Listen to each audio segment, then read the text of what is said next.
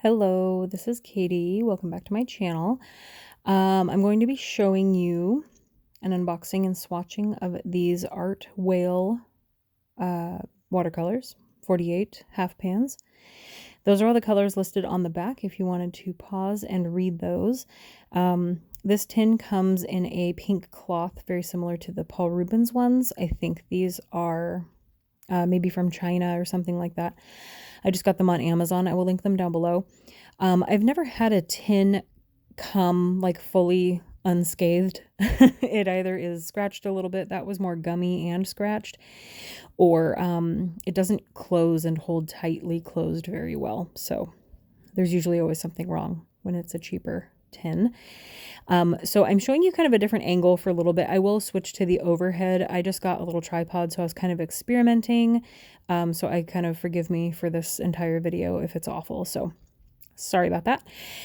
So they gave me a swatching paper. That's watercolor paper, which is great. You'll have to forgive my focus. My camera or my phone is on here sideways. In the pan, that first on the swatch sheet is 5 in, which makes no sense. So none of it is in order. That's my thumbs up for stupidity. It's not in order, but I do like the order the paints are in. It also comes with one of these water fillable brushes that I don't like. I actually don't know how to use them, but I just prefer real paint brushes. I think it's just a preference. But that's good if you like those. These are pretty hard to get out. This part here, like the ones on the inner line, on the inner side, the pinks and then those blues, those are a little easier to get out. I thought maybe it was flipped or something, but I end up using a little like palette knife thing to get them out to save my fingernails.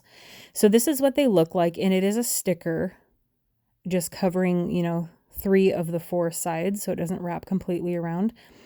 I just peel off the sticker here, and the sticker is sticking to the paint, which you can kind of notice when you go to run your brush on the paint. This looks very plastic, and it kind of feels a little plasticky because it had a sticker on it. Maybe that layer will go away once you use them a little bit. So I'm going to go through and pull all these out, pull off all the stickers. I'm going to save you having to watch that, and then we're going to swatch with this kind of square tip brush.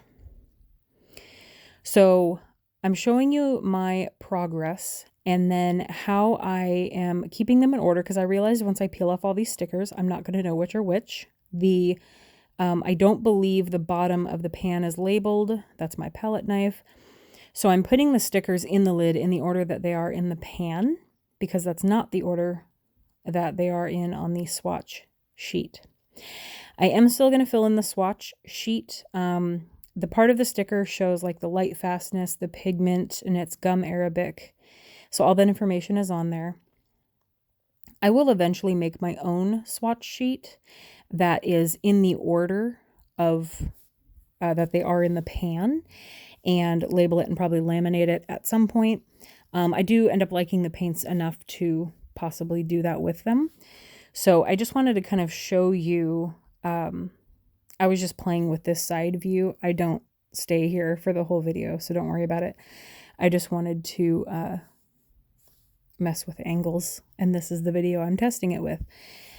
So I will pause in between most of these until I figured out a better pattern, because I have to read the page, and then I have to find where it is in the palette based on my stickers, and then I have to get the paint and then put it down. So hopefully my pausing, because I use my phone to film, is not super obvious or too jerky throughout this whole thing. But I wanted to kind of give you this side view of some of the paints. And then I also have a little spray bottle of water, and I actually sprayed all of them. As you use your watercolor palettes, you're supposed to spray them with a good amount of water before, like a few minutes before you start actually using them to help activate them. Although most, even like really good artists, will admit to not doing that. They'll forget and they just want to start painting. So they always recommend it, although they do say that they almost always forget to do so. So it's up to you. I don't really notice a difference either way. But in this case, because I was swatching every single one of them, I wanted to wet up the palette. And so I did that a couple times. I think the sticker on it causing that surface to be a little bit plasticky might have been repelling the water, and it was actually evaporating pretty quickly. And it is a little warm inside, so that probably had something to do with it. These color names are interesting. So this is me switching to the overhead. Hopefully that wasn't too much of a jolt for you. A lot of the names are correct, like grammatically correct. A lot of them are clearly like made up to be different. So if you know watercolor, you know certain names. You either are new to it or you've heard enough names. And if you haven't, that's totally fine. So I will point out some differences I've noticed here if you aren't aware. So like lemon sienna isn't a normal paint name. There are colors that are brown, like burnt sienna. But so they're just kind of combining normal names like lemon sienna instead of lemon yellow or something like that. Hooker's green is a widely known and widely used color name for paint. I don't know what brylite means. I could just be not in the loop. I feel like that's not a real word. My favorite so far, I pointed it out to you, is Van Dyke Brow, which is just fantastic. And so normally it should be Van Dyke, like Dick Van Dyke, Van Dyke Brown. And to be fair, on the sticker, it says Van Dyke Brown. It doesn't say brow, but they did mess up the Dyke part. So it should be Van Dyke, D-Y-K-E, Brown. I don't know what Pozzuoli red ochre is. I've never heard of that. And I probably won't be able to reference, like if you look at that color and you've never heard of Pozzuoli red ochre, but you know that's like a burnt sienna or something, I'm not going to know because I'm not that good at memorizing what colors look like. I'm not going to know what that should have been called, is what I'm trying to say. But I know that I've never heard of a Pozzuoli red ochre. Tree green, like the third one down from the top, tree green is just, I mean, I've never seen a green called tree green, but that's fine. The one I just did, burned sienna, I've never seen it called that. It's burnt sienna. Transparent medium yellow, that's fine. I've never heard of that before, but it sounds somewhat normal. Rose red is just a very pretty name. Normally reds are, you know, like alizarin, crimson. They have specific color names, pigment names. But rose red is pretty. It's a great red. I love it. Emerald green deep. That's normal. Very pretty green. I realize I'm doing a lot of pigment. I'm not, you know, diluting these in a palette. I am taking them straight from the pan. So a lot of these are going to be pretty dense. I don't know what else to say. Dense in color. That violet is a purple, but I am just laying a lot of purple down, a lot of pigment. So I'm trying to kind of pick it up and show you the lighter end of it by either adding a little bit more water or picking up some of that pigment that I put down. Permanent green, normal name, beautiful green. That one works. The very last color of this entire swatch sheet I have an issue with, and most people do at this point, but this paint set has not caught up, so we'll talk about that when we get to it. Indian yellow, I don't know that I've ever heard of a paint color called Indian yellow. Maybe the word Indian used in a different way, but not specifically Indian yellow. Chinese red, beautiful red.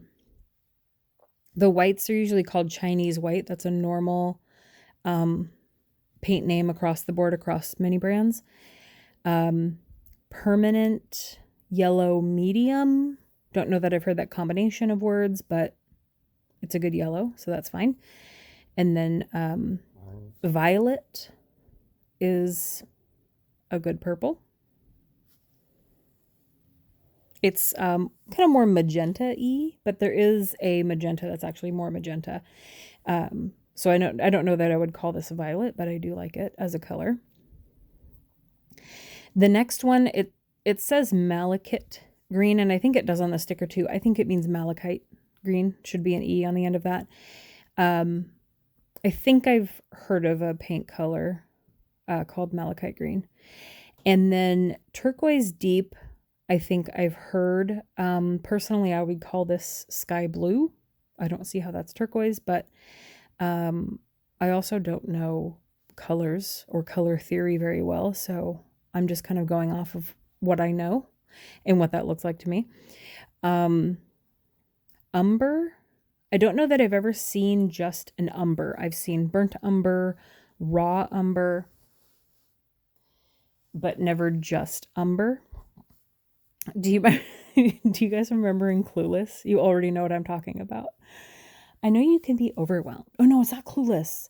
It's 10 Things I Hate About You, right? Yeah, 10 Things I Hate About You, the dumb ditzy sister who is Allison Mack. Allison Mack. Nope, that's not right. Yes. Oh my God, I'm getting everything mixed up. The Secret World of... Anyway, she was on a Nickelodeon show, but the ditzy sister in 10 Things I Hate About You, she was talking to her friend and she said, I know you can be overwhelmed and you can be underwhelmed, but can't you ever just be whelmed? And that made me think of the umber. You can have raw umber and burnt umber, but I've never seen just umber. Anyway, moving on. Cadmium orange, scarlet, normal, good colors. Payne's gray should have an E in there, and I also don't believe the word gray should ever be spelled with an E. That's just a personal thing, and I think Payne's gray has an A. But anyway, it should be Payne apostrophe S, Payne's gray. And then yellow ochre is normal, yellow green is normal, raw umber is there. That's a good yellow green. And some of the ones coming up. So I'm going to be comparing just visually Payne's gray to the penny gray that is a few swatches away. They're a little similar, but still a little bit different. The next one, I don't know that I've seen a color called sea blue, but it's beautiful. And some of my swatches are going to bleed together. I apologize for that. Cadmium orange yellow, I believe I've heard. And that's another good orange, a little bit lighter than the cadmium orange, obviously more yellow. And it also bled into my blue. And then penny gray, which is a little bit out of the shot. I'm sorry about that. Payne's gray is that dark gray, but penny gray was a little more on the black side of that. So I've never heard of penny gray. I think it's a cool name, but I've never heard it for a paint color. It's just a little bit blacker than Payne's gray, and then ivory black was blacker than that. So this ivory black is just your black for the set. And then cadmium red is a normal color that I've heard. I have other cadmium reds in other brands. And then titanium white. I do appreciate a white. There are many watercolor people that if they are doing like a watercolor for beginners video, they'll tell you that your white should be the white of your paper and you should never mix white or use the white in a paint palette. Then I have personally decided to use white and I like it. I like it to lighten colors and it can make them milky if you want them milky. And I don't mind it. And then there are people on YouTube, like I'm talking about like people who know what they're talking about, say that when they started, they also heard that you should never use white and the white of your paper should be your white. And then they also turned into people who use the white and are not against it. So do whatever you want because even the professionals don't know what they're doing, is all I'm trying to say. Use the white if you want to use the white. I like using it personally. Some of these, let's talk about these colors. Okay. After my white paint rampage, Gamboge, normal, madder red, usually called red madder. That's fine. Bruned brown. I can only assume they mean burned brown, but I have also never heard of that. So there's that. French ultramarine has been called France ultramarine here, which is fantastic. So I'm okay with that. I think that's hilarious. Permanent lemon yellow. Don't know that I've heard that combination, but that's fine. Maple yellow should be Naples yellow. Olive green. Great olive green. There's a Naples yellow light, which is great. Also bleeding into my olive green. And then we have the magenta, which is more magenta than our violet that I thought looked a little magenta. I'm going to try and squeeze in this swatch sideways to try not to have these all blend together. And this goes out of the view for a second here, but hopefully I'll bring it back up because I need to talk about my final point. So under magenta, hopefully I will put this swatch sheet back into view here shortly. Give it a minute. I was zoomed in, so I had a little space in my frame to work with. I must have had 3 more colors to do. So we've got royal purple, cobalt blue, indigo, normal, skin. Skin is the one I have a problem with. You don't call a fair skin color just straight skin. That's everyone else has changed it. You can get on board. A lot of these in here are skin colors. So anyway, not what that should be called. So here I'm just going through the rainbow, pointing out my options for reds, orange, yellow, greens, blues, purples, and then the pinks and the turquoises and the in-betweens. So